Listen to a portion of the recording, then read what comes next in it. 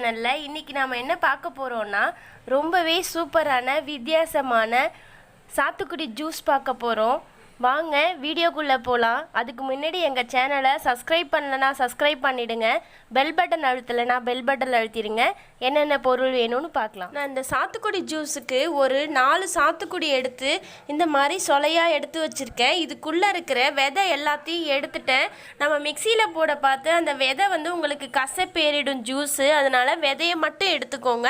இந்த தோல்லாம் இருக்கலாம், நம்ம வடிகட்டிக்கலாம். ஒரு சின்ன இஞ்சி துண்டு ஒன்று எடுத்து இந்த மாதிரி தோல் சீவி வச்சுருக்கேன். நான் இது எல்லாத்தையும் ஒரு மிக்சி ஜாரில் போட்டுக்கிறேன். இந்த சாத்துக்குடி உங்களுக்கு நல்ல ஸ்வீட்டாக இருக்குது, அதனால் நான் ஒரு 2 டேபிள் ஸ்பூன் மட்டும் சுகர் போட்டுக்கிறேன். நீங்கள் கொஞ்சம் புளிப்பாக இருக்கிற பழமாக இருந்தால் ஒரு 3 டேபிள் ஸ்பூன் அளவுக்கு போட்டுக்கோங்க. இந்த இஞ்சியும் நான் இதிலையே போட்டுக்கிறேன். ஒரு 1/4 டம்ளர் அளவுக்கு தண்ணி சேர்த்து இதை நம்ம கொஞ்சம் நைஸாக அரைச்சிக்கலாம். இப்போ நான் இதை நல்லா அரைச்சிட்டேன்.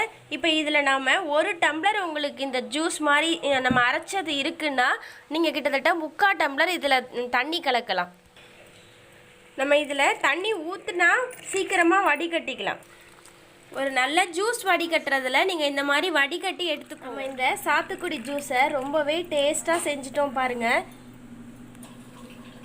அது மேலே கொஞ்சோடு நான் அந்த பல்ப்பு எடுத்து வச்சுருந்தேன், அந்த சாத்துக்குடி சொலையிலேருந்து எடுத்து வச்சுருந்தேன், அதை தூவிக்கலாம்.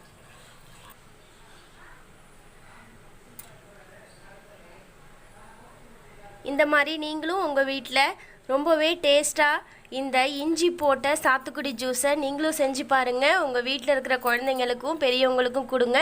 இந்த சேனல் பிடிச்சிருந்ததுன்னா சப்ஸ்கிரைப் பண்ணுங்கள், லைக் பண்ணுங்கள், ஷேர் பண்ணுங்கள்.